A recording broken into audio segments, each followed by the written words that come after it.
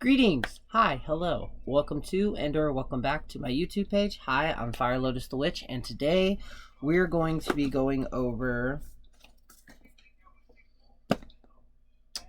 conjure, root work, and a couple other things while also talking about some of these books. We're going to go ahead and start this off. Yes, I know. Skin color. Yes, I know. Anyways, what is conjure? Conjure, also known as hoodoo. Now, when it comes to hoodoo, there are different,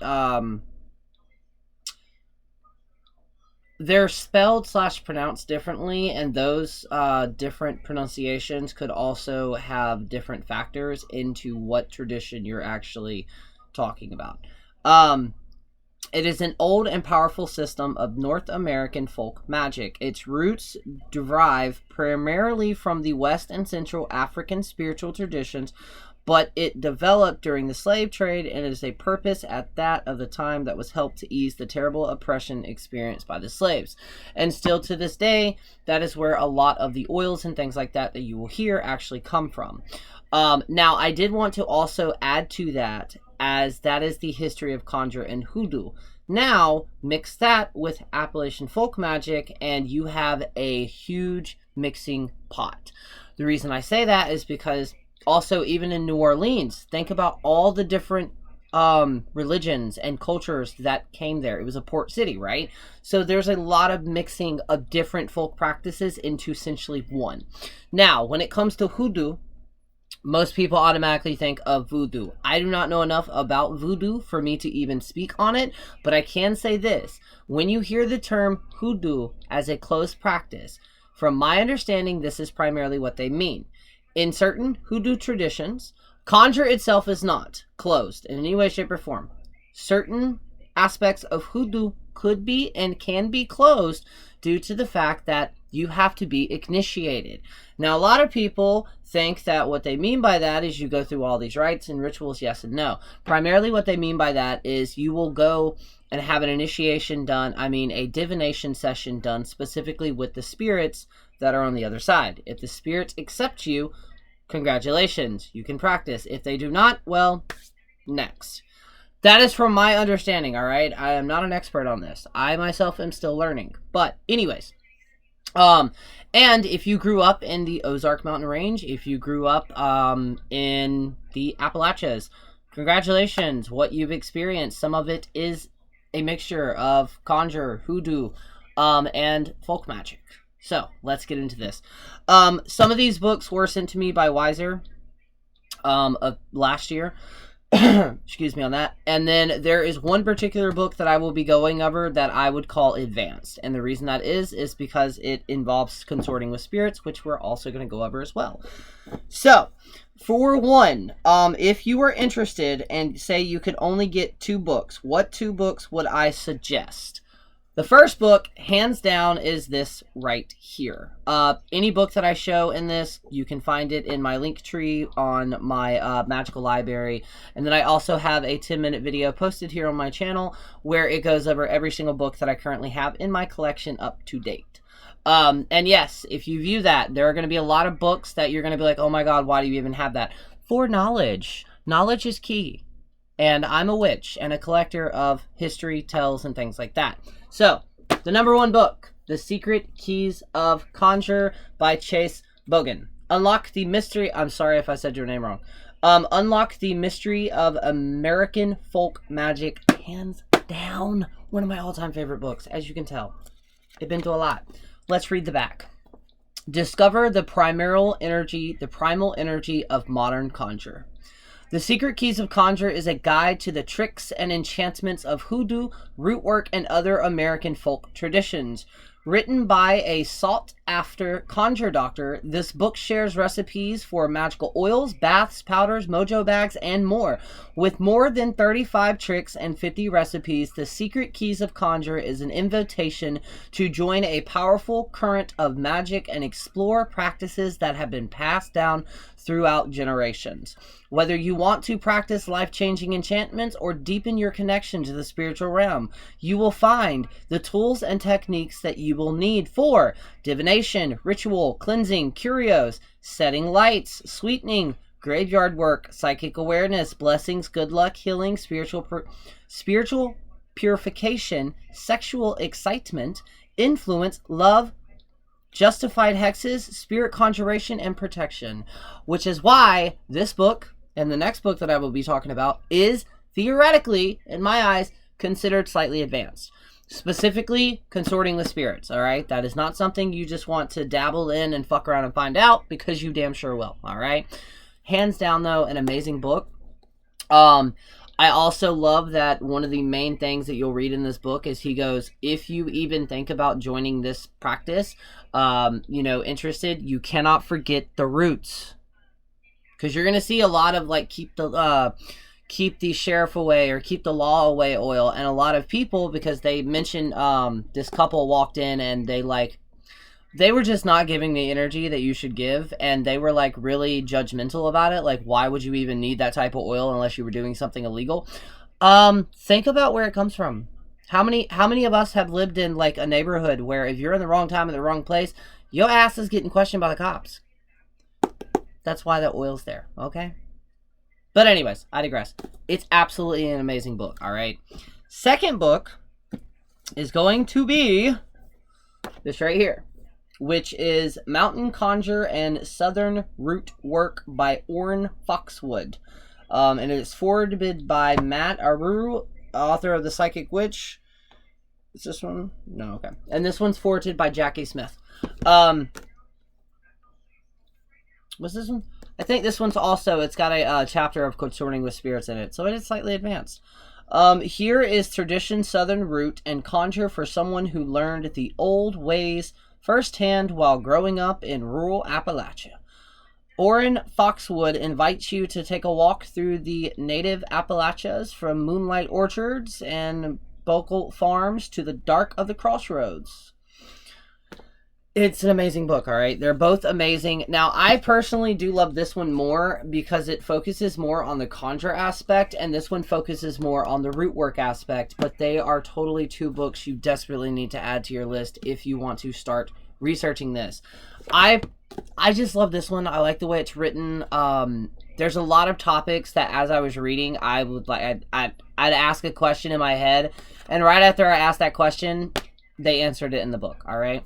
Now, there are going to be 2 other books. If you get these to add to your collection, if you have a TikTok account, be cautious with sharing it on there, all right? Because you're going to get a lot of fucking questions, all right? But one of the main things that fascinated me as I started to research root work, conjure, and hoodoo was how they use their herbs and how different it is, the stuff that they use, which you can find naturally growing here in the United States, versus most of the herbs that you would find in, we'll say, the herbal encyclopedia by whatever the fuck his name is, the Wiccan one, all right? It's mind-boggling. Now, we're going to start with the second one, or third one, and it is by Star Casa. It is Hoodoo Herbal, folk recipes for conjure and spell work with herbs, houseplants, roots, and oils. If you are living in a southern state or you have somebody that is southern, I guarantee you half of the plants and roots in this book you will be able to find at a relative's house or go next door. I'm promising you. This book changed how I thought of the stuff around me, which is also another incorporated thing you need to incorporate into your practice, bioregalism, all right? Anyways.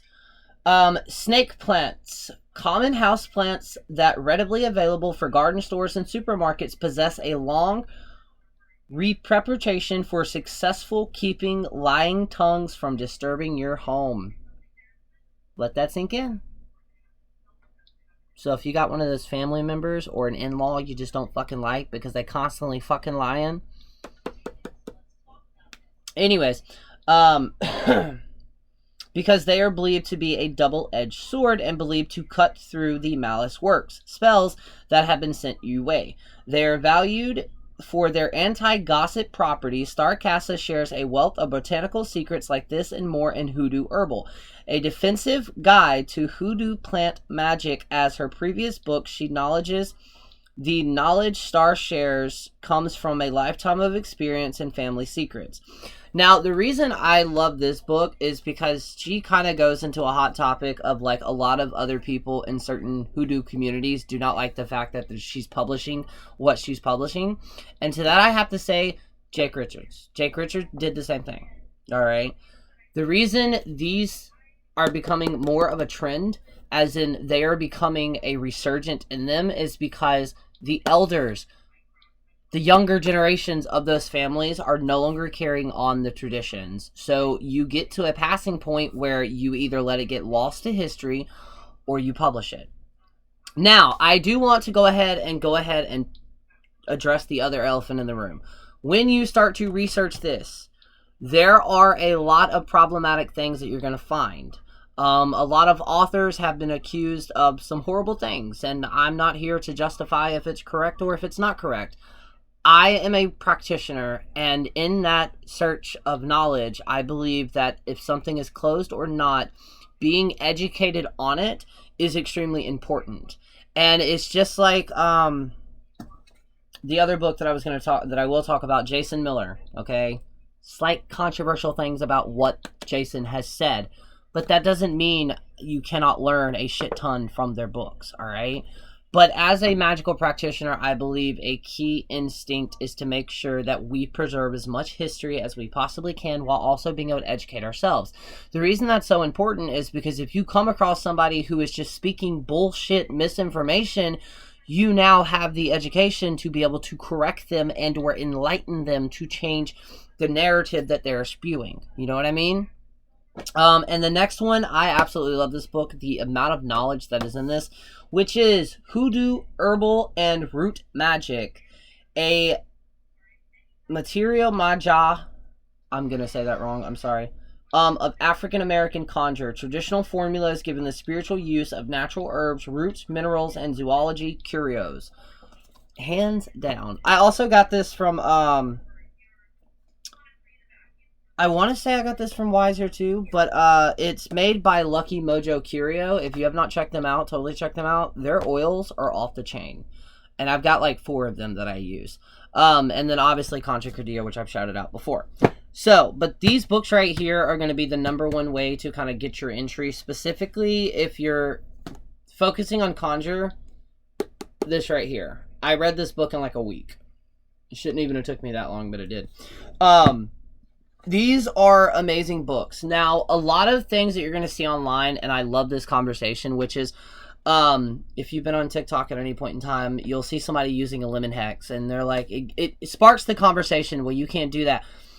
Conjure work is different because the spirits on the other side understand that if you mix this, this, and this together in the right format, they understand what it is for.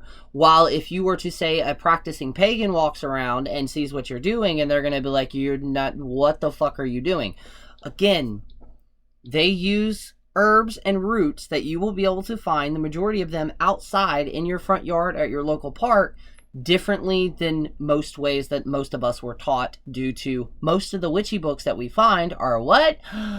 Wiccan and or pagan based. And there's nothing wrong with Wiccan or pagan based.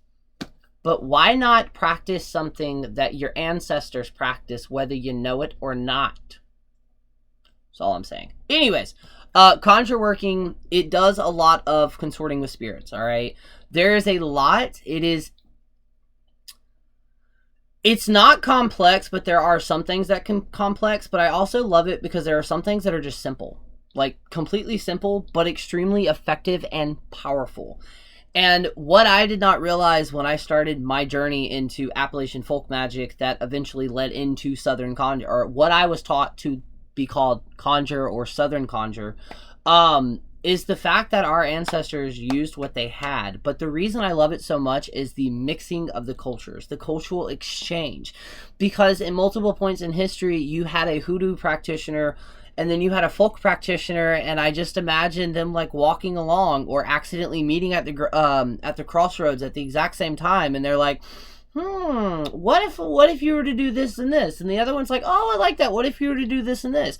And they willingly came together and shared these ideas. And especially nowadays, literally now, with everything going on in the world, Conjuration could change your life completely. And like I said, being a witch in general and practicing magic, that number one title where you're like, I'm a witch, you actually identify as it, it's powerful. But this right here, it's a different type. It may just be me, but conjuration changed the game in a lot of things, because preferably with me in paganism, or in Wicca, you get to a point where you plateau. There's no more there's no further. These right here, on the other hand, it's completely different. And in some aspects, and I've talked about this before, I believe that when you start to do some of the workings that your ancestors did, whether you know it or not, they wind up stepping forward and also can teach you things that you're not going to be able to find in a book, which is primarily what Consorting with Spirits is about.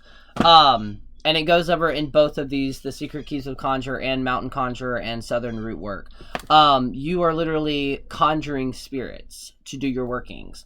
And most importantly, though, the reason that can be a very good thing as long as you're doing it right, spirit veneration and everything, you got to make sure you're talking to who you think you're talking to. But they can teach you things that you will not find in a book. They can teach you things that will fuck somebody's world up. They can teach you protections that you're not going to be able to find in a book. And it is incredible, because consorting with spirits, eventually you can build these healthy relationships with these spirits, whether that's a land spirit, whether that's a spirit you met at a graveyard. Again, caution when it comes to consorting with spirits, all right? But these books are the number one books that I wish somebody would have told me, hey, go to these directly. I'm going to attempt to link all of these books in the description, while also linking 2 other YouTubers that I absolutely love, Lady Gravedancer and Conjure Kadia. One of the main reasons I'm shouting them out is because Lady Gravedancer changed my life, because they were one of the first practitioners that I saw online do things the way that I did it, as in our practices looked very similar because it's a mixture of things, and they helped me realize that there's nothing wrong with that, as long as you're doing it respectfully, you know what I mean? But they have a shit ton of videos already up. They're short. They've got a lot of recipes with oils and powders and all different types of curios that you can make. And Conjure Kadia also has a shit ton of videos out. They both kind of look at it like I do, as in, this right here is how we help the community. We freely give out knowledge. So yeah, if you need some background noise, go check out their profiles, please. I'm gonna also try to link both of their videos, like, in the description. I'm slowly getting to the point of these videos, I promise. I've got to work my way back into it. But yeah, these books right here will change your life. And if you are also working with your ancestors or starting to work with your ancestors, if you have Southern roots, I think this right here is going to be a great way. Also, most importantly, if you're still having an issue with separating church from witchcraft, Southern conjure. Because in conjuration, they use the Bible a lot. Specifically the Book of Psalms. But there are also other prayers and rites, if you will, that they use. So I did find it easier for other people that I've helped discover conjure, and Appalachian folk magic in general, that if you're still having, like, there's nothing wrong if you still have a tie to the church. We all have trauma from that. But specifically, it's a way that you can ease it into where not only if you're still in the broom closet, it's not looking like you're doing witchcraft here. You're using the Holy Bible. So you just tell them, I'm praying. But yeah, it's slight introduction, and in general, if you grew up Southern Baptist, Pentecostal, or anything like that, reading some of these books and some of the prayers and things like that, you're just going to feel like at home. So yeah, I'm going to keep this short instead of going 25 to 30 minutes in. As always, if you made it to the end of this video, what's the latest book that you've read? Witchcraft or non-witchcraft, what's the latest book that you've read, and was it any good? Let me know in the description. If you would like any specific questions or me to go over a specific book, if I have it in my collection, let me know and I will throw a video together. I will be going live hopefully sometime no, not tonight, because I have a date with my partner, so that will be probably tomorrow. But yeah, if you're not already, go ahead and subscribe, hit that like icon, and I'm eventually going to do a better video than I just did. But you know, it's a work in progress, all right? So let's grow together. Anyways, I hope you're having a great day, and yeah, talk to you later.